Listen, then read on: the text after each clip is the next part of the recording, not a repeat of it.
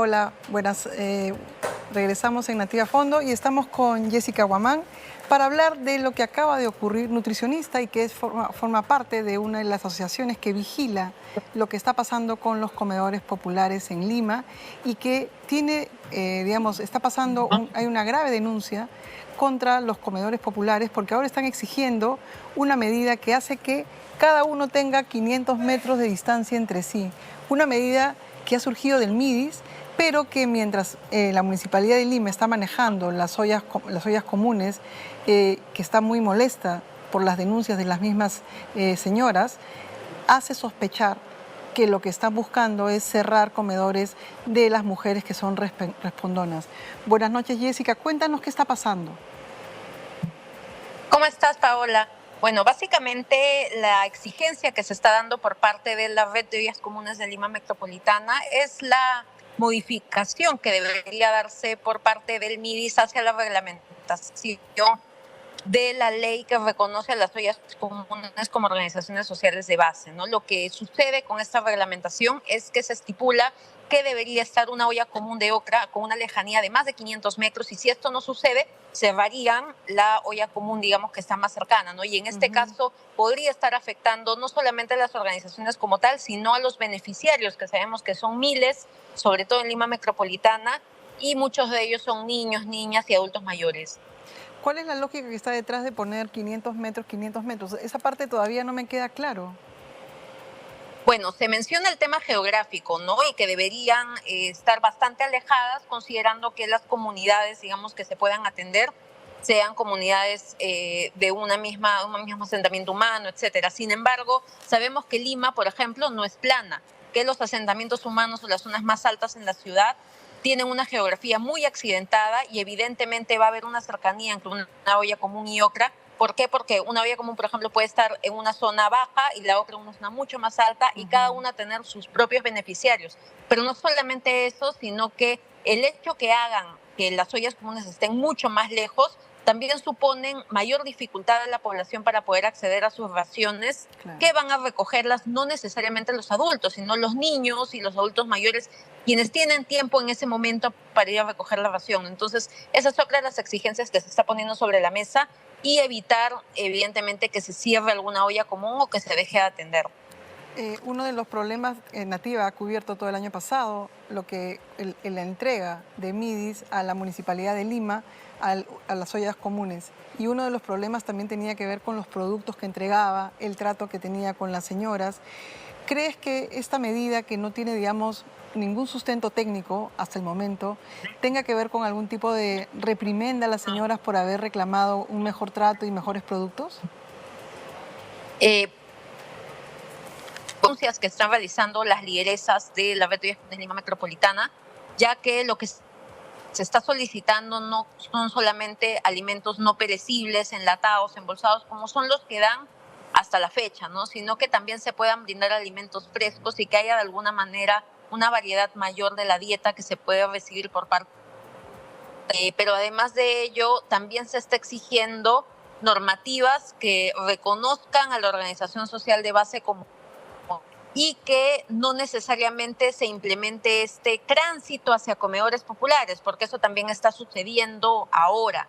Se ha generado una normativa en donde se expone que las ollas comunes van a pasar o van a transitar hasta ser comedores populares. Y esta es otra de las exigencias las cuales las lideresas están poniendo sobre la mesa, y también presumen que puede haber ahí alguna situación que ha incomodado de esas exigencias o incidencias que están haciendo. Otra de las cosas que también sabíamos era que una de las cosas que ellos solicitaban era esta elección. Hicieron una elección en diciembre entre gallos y medianoche, donde postulaba solo una persona conocida por los, digamos, y más cercana, digamos, a la Municipalidad de Lima, y ellas han postulado y ellas han salido elegidas. Felizmente, creo, hasta el momento, según nuestra reportera Kimberly Barrantes, todavía esto no se ha implementado. No se ha implementado a las, entre comillas, ganadoras de esa elección. ¿Cuál es el papel de MIDIS en este problema, Jessica? ¿Y qué no está haciendo MIDIS? Sí, para explicar un poquito acerca de lo que se creó, básicamente a través de una resolución de alcaldía se creó una comisión, digamos, metropolitana ligada con la coordinación de ollas comunes, pero básicamente en Lima Metropolitana se entiende que hubo una elección de representantes por cada Lima, Lima Sur, Norte, Este y Centro, y dentro de esta comisión coordinan con la Municipalidad de Lima diferentes acciones que van a hacer para poder responder a las ollas comunes. Entiendo que sí está funcionando la comisión, según nos han mencionado las lideresas de Lima Centro, por ejemplo, pero más allá de esta coordinación que están haciendo en la comisión como tal, es una coordinación, digamos, exenta a lo que el MIDIS realmente podría hacer, ¿no? Porque de hecho el MIDIS ha generado un comunicado en donde menciona que van a respetar la posición geográfica de las ollas comunes actualmente y no necesariamente van a cerrar algunas si está a menos de 500 metros. Sin embargo, cómo esto lo coordinan con los municipios, ¿no? La labor que podría hacer tanto esta comisión como el MIDIS en este momento sería la coordinación directa con los gobiernos locales para que independientemente de lo que dice la reglamentación, se pueda respetar la geografía de las ollas comunes actualmente o la situación o en dónde se encuentran y evitar los cierres, ¿no? Es decir, la coordinación continua entre autoridades locales y la entidad nacional que ve ollas comunes, que es el MIDIS, ¿no? Sin embargo, se entiende que esto no necesariamente se ha estado haciendo de la manera más efectiva y creo que es hora que por lo menos se implementen estos espacios, mesas de trabajo, de diálogos entre sociedad civil, que son las organizaciones sociales que han salido en defensa de las ollas comunes, entre las mismas ollas comunes, ahí está la Red de Ollas Comunes Lima Metropolitana y las autoridades tanto nacionales como locales, ¿no? Porque han habido miles de intenciones para poder generar espacios de diálogo, pero no han sido los más efectivos. Una de las cosas que también pasaron después de la elección es que las señoras de las organizaciones de comedores populares pidieron impugnar esas elecciones. ¿Sabes en qué va ese trámite?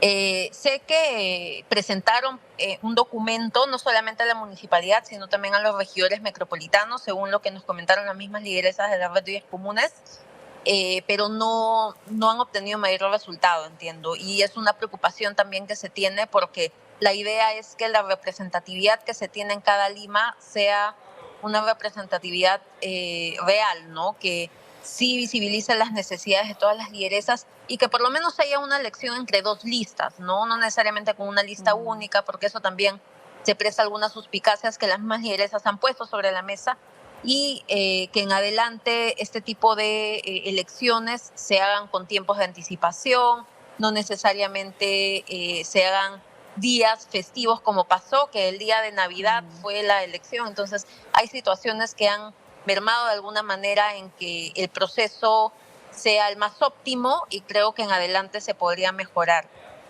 No, pero además, volviendo de nuevo a la misma pregunta, ¿cuál es el sustento técnico en hacer elecciones entre las señoras de las ollas comunes?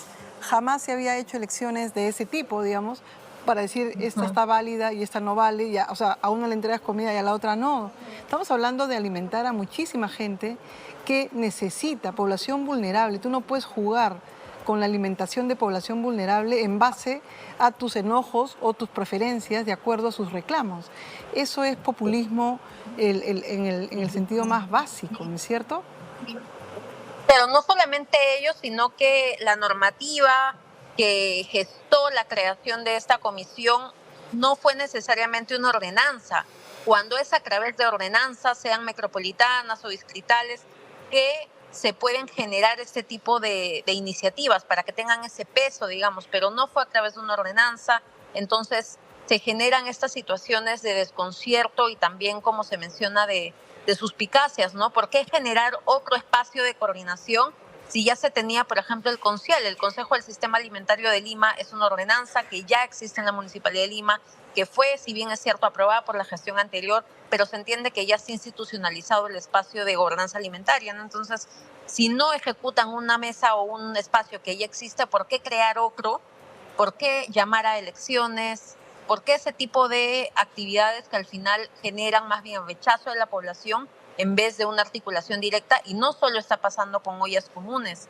Hay organizaciones juveniles, organizaciones de defensa de los derechos de las mujeres, etcétera, que están poniendo sobre la mesa las quejas que están teniendo para con la actual gestión, ¿no? Entonces, son situaciones que de alguna manera nos pueden mostrar que no se está articulando de una manera adecuada con sociedad civil. ¿Está buscándose algún tipo de reunión con el ministro de Martini para ver a través de, digamos, conversar con las señoras, porque los balances del MIDIS todavía no son conocidos. Ellos dijeron que en diciembre iban a evaluar si continúa el programa o no, y todavía no continúa. Y todavía continúa a manos de la Municipalidad de Lima. Sí, según nos ha manifestado la presidenta de la Red de Ollas Comunes Lima Metropolitana, Fortunata Palomino, y bueno, lo ha dicho públicamente, que las han llamado a una reunión para una fecha en específica en marzo.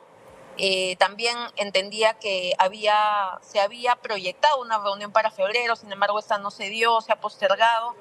Pero más allá de anunciar reuniones después de generarse una incidencia pública como la que ha generado la red, en donde ha anunciado un plantón, creo que ese tipo de articulaciones deben darse con anticipación, no esperar a la presión mediática, no esperar a que salgan en medios de comunicación las noticias para recién responder a la ciudadanía, y sobre todo porque he sido partícipe de reuniones en conjunto con la red de ollas comunes en donde el MIDIS dijo explícitamente que se iban a coordinar, por ejemplo, la generación de normativas para el tránsito de ollas comunes a comedores populares. Sin embargo, no se ha mencionado más sobre ello en articulación y solamente se sacó la normativa y ya, ¿no? Entonces, creo que es necesario que se pueda hacer también un análisis sobre ello. Como digo, no esperar a que haya presión mediática o que los medios de comunicación toquen el tema para recién darle alguna solución a esta situación, porque la reglamentación está hace meses solicitándose la modificación. Y esto se ha expuesto en la Comisión de Inclusión Social,